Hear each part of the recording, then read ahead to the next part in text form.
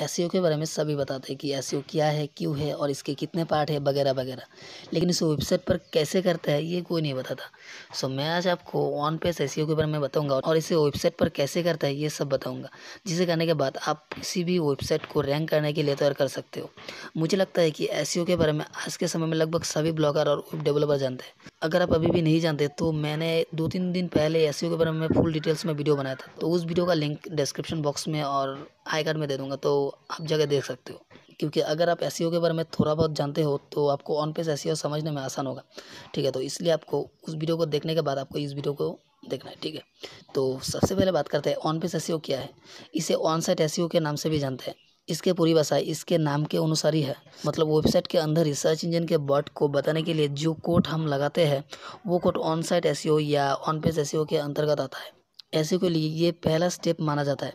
अगर आपके वेबसाइट पर अच्छे तरीके से एसईओ के अनुसार कोडिंग किया गया है तो वो बहुत जल्दी रैंक कर जाता है। तो अब जानते हैं कि वेबसाइट पर ऑन पेज एसईओ शुरू करने से पहले हमें कौन कौन से स्टेप फॉलो करना है। तो पहला जो स्टेप है तो यह है वेबसाइट ऑडिट। तो वेबसाइट ऑडिट क्या है? वेबसाइट डेवलपर को एसईओ के बारे में ज़्यादा जानकारी नहीं होता, वो अपने क्रिएटिविटी के अनुसार ही वेबसाइट बनाता है। वेबसाइट बनने के बाद ही आपके पास उस पर एसईओ करने का ऑफर मिलता है। सबसे पहले आपको उस वेबसाइट का कंप्लीट ऑडिट करनी पड़ेगी। वेबसाइट ऑडिट से हमें उस वेबसाइट पर कितने एरर या खराब कोडिंग है इन सब के बारे में पता चलता है। इसलिए मैं आपको 2 वेबसाइट के बारे में बताता हूँ जो आपको वेबसाइट ऑडिट करने में मदद करेगा। तो उस दोनों वेबसाइट के नाम यहाँ पे आप देख सकते हो स्क्रीन पर। एक है शॉपटाइमर और एक और है एसईओ एनालाइजर। दूसरा जो स्टेप है वो है फिक्स एरर। वेबसाइट ऑडिट करने के बाद जो भी लिस्ट बनती है उन सभी को एक एक करके सही करना पड़ता है।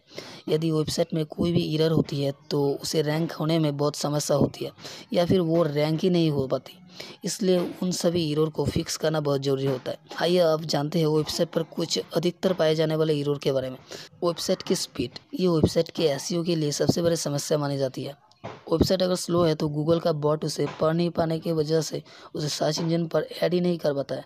दूसरा है सीएसएस सही से लगा है या नहीं ये बताता है। ठीक है, उसके बाद जेएसके ज़्यादा लोड ले रहा है या नहीं ये सब कुछ बताता है।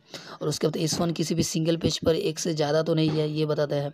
उसके बाद पेज टाइटल डुप्लीकेट है या नहीं उसको बताता है। उसके बाद वेबसाइट रेस्पॉन्स से ब्रोकन लिंक इत्यादि जैसे प्रॉब्लम को फिक्स करना पड़ता है। उसके बाद आता है on page coding.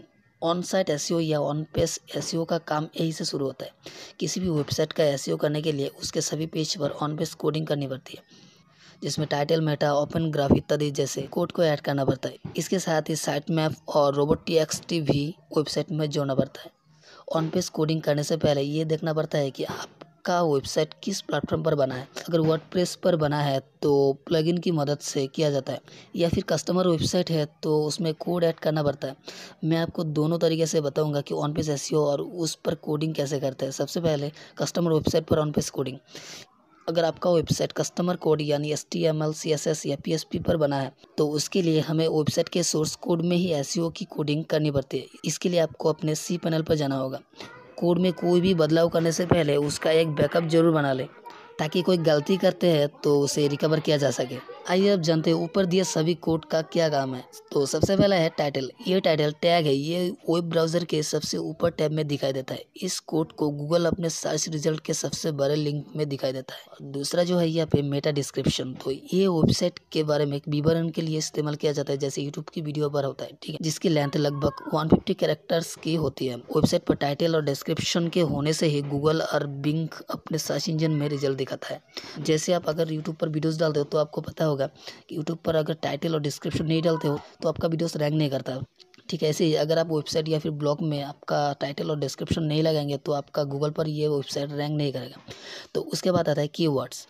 Keyword same to same आप यहाँ पे जो यूट्यूब वीडियो पे टैग्स लगाते हो वो सेम वैसा ही है। ठीक है, तो कीवर्ड्स मैं आपको यूट्यूब की भाषा में ना समझा के मैं आपको ब्लॉग और वेबसाइट के बारे में बताता हूँ। ठीक है, तो कीवर्ड्स क्या है?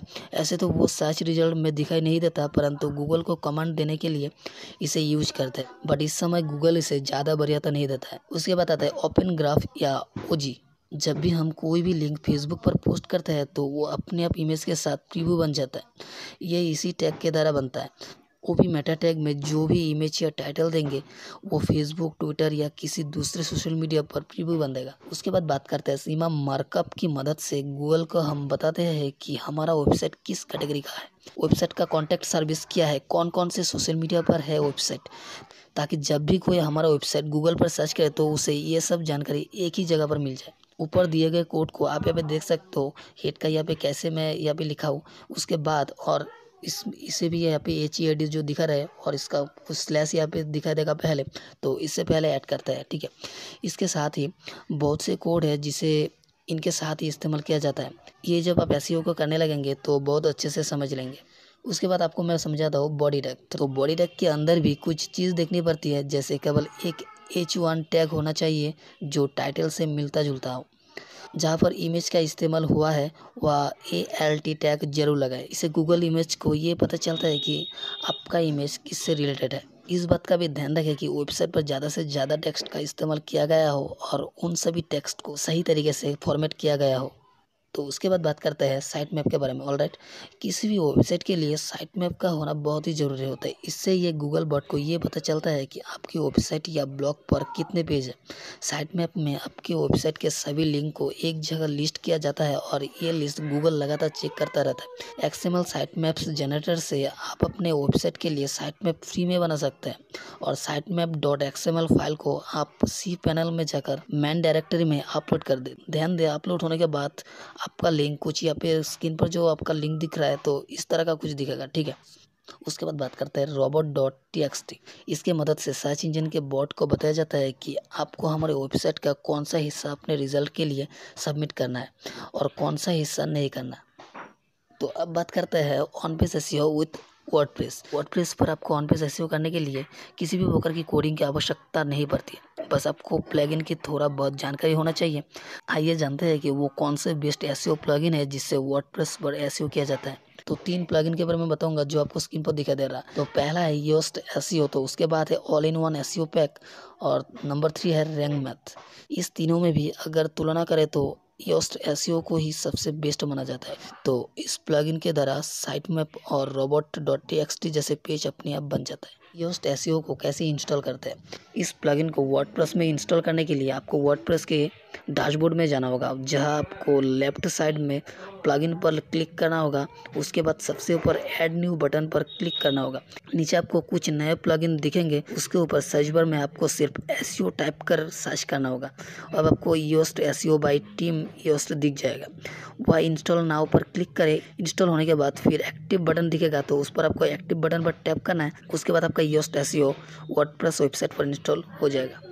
तो उसके बाद बात करते हैं योस्ट SEO को कैसे इस्तेमाल करते हैं। इस प्लगइन को एक्टिवेट करने के बाद आपको इसके कुछ सेटिंग करना होगा। सबसे पहले आप जनरल सेटिंग के वेबमास्टर टूल्स में जाकर गूगल वेरिफिकेशन कोड डालना होगा।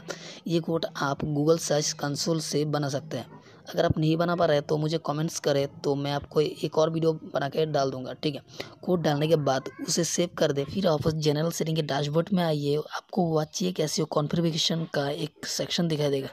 वही open the configuration wizard again पर क्लिक करिए। आपको वहाँ कुछ स्टेप मिलेंगे जहाँ आपसे आपके वेबसाइट के कुछ डिस्प्ले पूछेंगे। उसे देकर नेक्स्ट पर टैप करें। उसके बाद फिर से नेक्स्ट पर टैप करें। उसके बाद आपको डन का ऑप्शन दिखेगा। डन पर टैप करने के बाद आपका वेबसाइट SEO के लिए तैयार हो जाएगा। अलग अलग पेज और पोस्ट के टाइटल, डिस्क्रिप्शन या OG सेट करने के लिए आपको सभी पेज के एडिट में जाना होगा। स्क्रॉल करेंगे तो आपको योस्ट SEO का एक बार दिखाई देगा। एडिट स्निपेट पर क्लिक कर आप अपने हिसाब से टाइटल और डिस्क्रिप्शन सेट कर सकते हैं। OG के लिए आप दूसरे तरफ सोशल पर जाए और सारे डिस्प्ले भरकर पोस्ट या पेज को फिर से पब्लिश कर दें। ऑलराइट, तो मुझे उम्मीद है कि आपको ऑन पेज SEO क्या है, कैसे काम करता है, इसके बारे में पता चल गया होगा। तो इस वीडियो को अगर आपको अच्छा लगा तो वीडियो को एक लाइक कर दो। चैनल पर नया तो चैनल को सब्सक्राइब कर दो। तो आज के लिए इतना ही, मिलते हैं न्यू टॉपिक के साथ। तब तक के लिए गुड बाय।